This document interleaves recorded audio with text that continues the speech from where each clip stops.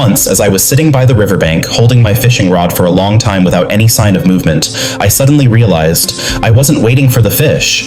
I was waiting for myself. This sentence, seemingly simple, opens up a deep inner world of those who love fishing. People who spend hours, even whole days, just sitting silently in front of the water. They are not only looking for fish, but also for peace, order, and meaning in a world that is far too noisy. 1. Fishing. The art of patience and letting go. Fishing has long been seen as a pastime, but for many people, it is a meditative ritual. While most modern people are driven by haste, they choose to sit still and wait for something that may never come. Here, fishing is not just an action, but a symbol of patience, a rare quality in the digital age. Fishers learn to let go of control. They cannot direct the fish, cannot know when it will bite. The only thing they can do is prepare as best they can and then wait. This very act of waiting leads them into a special mental state, acceptance.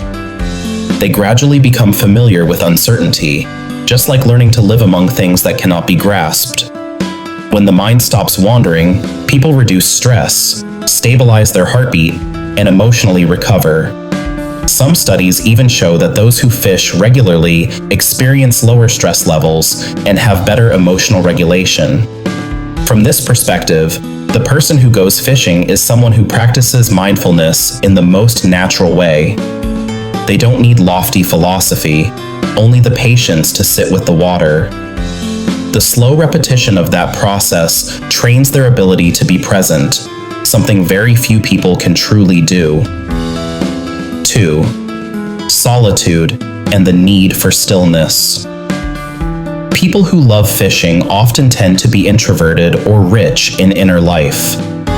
The calm water, the smell of earth and mud, the sound of wind over the surface. Together they create a space where they can withdraw from the world, away from words, work, pressure, and even social media. In modern psychology, solitude is not the same as loneliness. Solitude is the conscious choice to listen to oneself, to recharge mentally. Fishing creates a stretch of time in which a person doesn't need to perform, doesn't have to explain, doesn't need a full schedule. They simply need to be there. Fishing becomes a form of self-communication, similar to meditation, where the mind is cleansed of noise and clutter. 3. Control and the illusion of conquering nature. Despite its calm appearance, fishing still carries a primal element, the urge to hunt. The fish becomes the object in a mental game between human and nature. The person fishing has to read the current, watch the bubbles, choose the bait, calculate the wind, guess the direction of the fish. They fight not with brute force, but with mind and feeling. The psychology of the fisher is therefore both contradictory and balanced. They want to blend into nature, but at the same time, they want to conquer it. When a fish is hooked, it's not just a small victory, but a moment of self-affirmation. I can still influence something. In a world where too many things are out of our hands, pulling up the rod becomes a brief reversal, a moment of mastering reality. 4. The psychology of acceptance. Gain, loss, empty, full. Over time, people who fish often develop a very interesting mindset, a mindset of acceptance. They learn that some days the basket is full, some days it's empty, that a very big fish can slip away right at the riverbank, that beautiful weather doesn't always mean many fish, that careful preparation doesn't guarantee success. And still, they go, they sit there, they cast their line. This lesson is very similar to life. We cannot force life to give us exactly what we want, exactly when we want it. Seasoned fishers tend to panic less when they lose, and brag less when they win. They gradually let go of the illusion that the world must work according to their expectations. Fishing becomes a repeated exercise in patience and acceptance of failure, in a safe space where no one scores them, no one judges them, and no one demands that they succeed. 5. the hunting instinct, but tamed. At a deeper level, fishing awakens something very primitive in humans, the hunting instinct. Searching, stalking, waiting, striking at the right moment, these are pieces of that instinct. But unlike the violent images we often imagine, fishing is a tamed form of hunting. No chasing, no roaring, no bloody chaos. Instead, there is a quick pull of the hand, a beautiful curve of the rod, a small movement on the water surface, and then the moment the fish appears. The person fishing gets to experience the feeling of finally catching what they've been waiting for, but in a still, slow, and contemplative setting. It is where the wild instinct and clear awareness meet, where the wild part of us is wrapped in quiet and restraint. 6. I fish so I'll feel less lonely. It may sound strange, but many people fish because they are lonely. Some go alone, but they are not completely alone. The riverbank keeps them company. The surface of the water is always moving, and there are invisible shoals of fish beneath. Some go with a fishing buddy, sitting side by side, exchanging a few trivial sentences, and then falling silent again. But that is a very gentle kind of connection. No demand to tell everything, no pressure to be cheerful, no requirement to open up, like in deep emotional conversations. For many people, especially men, those who are not used to talking about their feelings, fishing is one of the rare ways they can sit together without having to pretend they're okay. They can sigh, complain that they're tired, swear jokingly a few times, and then go back to watching the float. Fishing doesn't erase loneliness, but it makes loneliness less sharp, less sudden, and less painful. 7. Remembering and the need to return to childhood. For many people, their earliest memories of fishing are tied to a father, a grandfather, or lazy noon hours by a small village river. Fishing thus becomes a kind of ritual of memory, an unconscious way of reconnecting with the past and with the simplicity they have lost. As adults, people get trapped in too many labels: employee, parent, successful person. But when they sit and fish, they are just themselves, pure and role-less. In psychology, repeating a formative childhood experience can have a strong healing effect. When they plant the rod into the soil, they are recreating a sense of safety, as if returning to an original land where the soul wasn't wounded yet. Fishing, in that sense, is a form of therapy through memory. 8.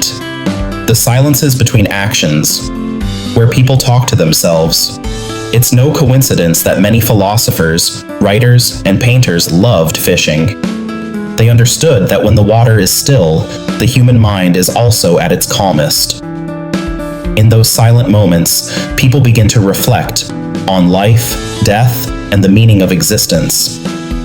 Fishing is one of the rare times when the psyche is not under pressure to do, but simply to be.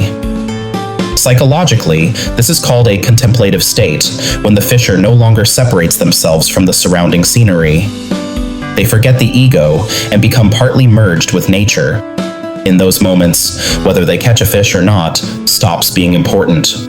What they find is serenity, a quiet joy that few can access if they only chase after the noise out there. 9. The psychology of escaping an overloaded reality. Interestingly, the more people live in big cities, the more of them turn to fishing. This is a natural psychological reaction to emotional and informational overload. They need a place without phone notifications, without emails, without appointments, only wind and water. From the perspective of social psychology, this is a form of soft resistance. People quietly resist the industrial rhythm of life by choosing an activity that is aimless, slow, and useless by profit standards. But precisely in that so-called uselessness, they rediscover meaning. Fishing doesn't bring money or status, but it offers a calm that no modern comfort can buy. They temporarily escape their social roles to return to being a small creature in the larger picture of nature, and realize that they are, in fact, still alive. 10. When fishing becomes a life philosophy. Ultimately, fishing is not just a hobby, but a philosophy of slow living, of trusting the process instead of the result. Fishers understand that no urgency can force the water to flow faster, just as no impatience can make the fish bite. They learn the art of waiting, something that makes them more composed in other areas of life. If we look deeper, fishing is a beautiful metaphor for the human journey of searching for meaning in life. We cast something into the void, the line, the hook, the bait, much like the way we cast our questions into life itself. We cannot see what is happening beneath the surface, don't know what's down there, don't know if there will be a reply. Then we wait. Sometimes for a very long time. Sometimes it feels pointless, hopeless.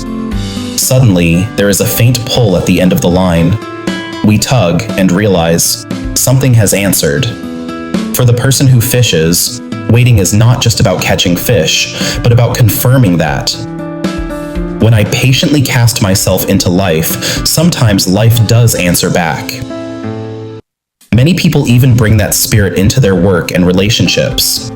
They become more patient, more understanding, more aware of when to let go and when to hold on. Fishing, in that sense, is a metaphor for how to live.